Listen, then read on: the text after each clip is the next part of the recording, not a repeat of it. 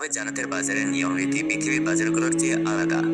সেখানে ব্যবসায়িক কোনো কর্মকাণ্ড থাকবে না, কোনো ধরনের বেচাকেনা হবে না। আনাস ইবনে মালিক রাদিয়াল্লাহু থেকে বর্ণিত একটি হাদিসে এসেছে, জান্নাতের একটি বাজার থাকবে। প্রত্যেক জুমায় জান্নাতের লোকেরা তাতে একত্রিত হবে। তারপর উত্তর দিকের মৃদু বায়ু প্রবাহিত হয়, সেখানকার ধুলাবালি তাদের মুখমণ্ডল ও পোশাক পরিচ্ছদে গিয়ে লাগবে। এতে তাদের সৌন্দর্য এবং শরীরের রং আরো আকর্ষণীয় হয়ে উঠবে। তারপর তারা নির্বিঘ্নে পরিবারের কাছে ফিরে আসবে, এসে দেখবে পরিবারের লোকদেরও শরীরের রং এবং সৌন্দর্যের বহুগুণ বেড়ে গেছে। পরিবারের লোকেরা তাদের বলবে, আল্লাহর শপথ, আমাদের কাছ থেকে যাওয়ার পর তোমাদের সৌন্দর্য বেড়ে গেছে। উত্তরে তারাও বলবে, আল্লাহর শপথ, তোমাদের শরীরের সৌন্দর্য তোমাদের নিকট থেকে আমরা যাবার পর বহুগুণে বেড়ে গেছে। আলী রাদিয়াল্লাহু থেকে বর্ণিত হাদিসে রাসূল সাল্লাল্লাহু আলাইহি ওয়াসাল্লাম বলেন, জান্নাতে যে বাজার রয়েছে সেখানে যখনই কোনো ব্যক্তি যে ধরনের মুখাবয়ব ও প্রতিকৃতি ধারণ করতে চাইবে, সঙ্গে সঙ্গে সে সেই আকৃতি ধারণ করতে পারবে। সাইদ ইবনুল মুসাইয়িব রাহমাতুল্লাহ থেকে বর্ণিত হয়েছে, তিনি একদিন আবু হুরায়রা রাদিয়াল্লাহু এর সঙ্গে সাক্ষাৎ করল। আবু হুরায়রা রাদিয়াল্লাহু বললেন, আল্লাহর কাছে দোয়া করি যেন তিনি আমাকে এবং তোমাকে জান্নাতের বাজারে একত্রিত করেন। সাইদ ইবনুল মুসাইয়িব তখন বললেন, জান্নাতে কি বাজারও থাকবে?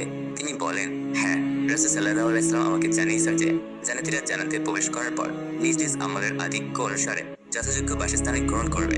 পরে দুনিয়ার দিন হিসেবে প্রতি জুমায় তারা তাদের মালিকের আল্লাহ তাআলার সাক্ষাতে আসবে। তাদের জন্য তার আরশ প্রকাশ করা হবে। আবু হুরায়রা রাদিয়াল্লাহু বলেন, আমি বললাম, হে আল্লাহর রাসূল সাল্লাল্লাহু আলাইহি ওয়াসাল্লাম, আমরা কি আমাদের প্রতিপালকের দর্শন পাবো? তিনি বললেন, হ্যাঁ। সূর্য বা পূর্ণিমার চাঁদ দেখতে কি তোমাদের কোনো অসুবিধা হয়? আমরা বললাম, না। তিনি বললেন, তেমনিভাবে তোমাদের প্রতিপালকের সাক্ষাতেও কোনো অসুবিধা থাকবে না। ওই মজলিসে এমন কোনো ব্যক্তি অবশিষ্ট থাকবে না যার সঙ্গে আল্লাহ তাআলা কথোপকথন না হবে। সেখান থেকে জান্নাতীরা জান্নাতের বাজারে আসবে, ফেরেশতারা তা ঘিরে রাখবে।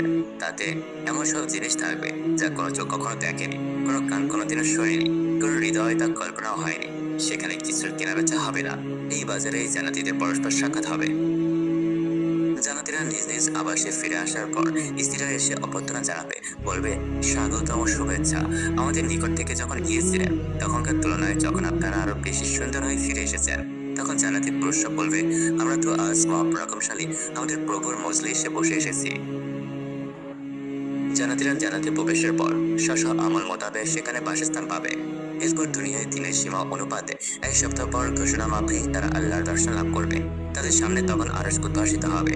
আল্লাহ তাআলা জান্নাতে কোনো এক উদ্যানে তার বরত্বের পর্দা উন্মোচন করবেন। তখন জান্নাতীগণ তার দর্শন লাভ করবে।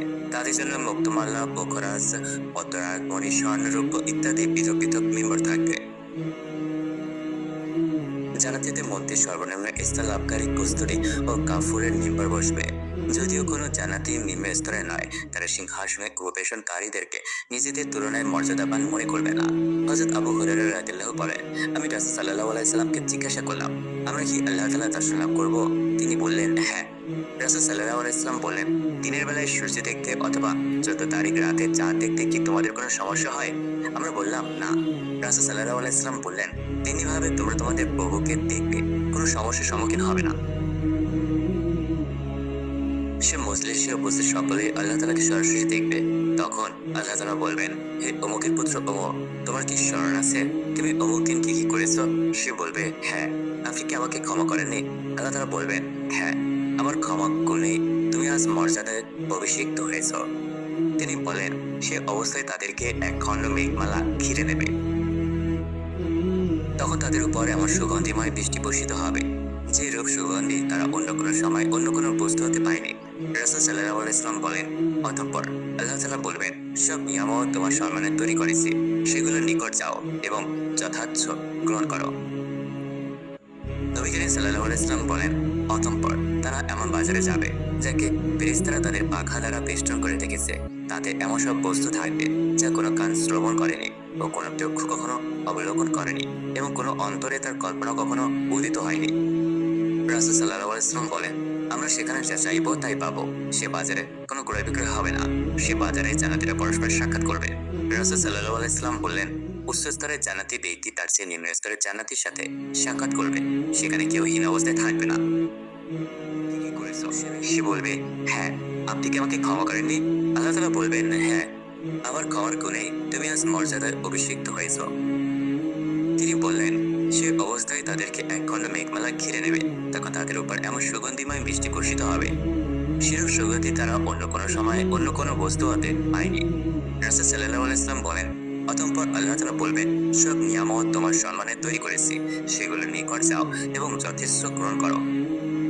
নবী করিম সাল্লাল্লাহু আলাইহি ওয়াসাল্লাম বলেন, অতঃপর তারা এমন বাজারে যাবে যাকে ফেরেশতারা তাদের পাখা দ্বারা বেষ্টন করে রেখেছে। তাতে এমন সব বস্তু থাকবে যা কোনো কান শ্রবণ করেনি ও কোনো চক্ষু কখনো অবলোকন করেনি এবং কোনো অন্তর তা কল্পনাও করতে পারেনি। রাসূল সাল্লাল্লাহু আলাইহি ওয়াসাল্লাম বলেন, আমরা সেখানে যা চাইবো তাই পাবো। সে বাজারে কোনো ক্রয় বিক্রয় হবে না। সে বাজারে জান্নাতীরা পরস্পর সাক্ষাৎ করবে। রাসূল সাল্লাল্লাহু আলাইহি ওয়াসাল্লাম আরো বললেন, উচ্চ স্তরের জান্নাতি ব্যক্তি তার চেয়ে নিম্ন স্তরের জান্নাতির সাথে সাক্ষাৎ করবে।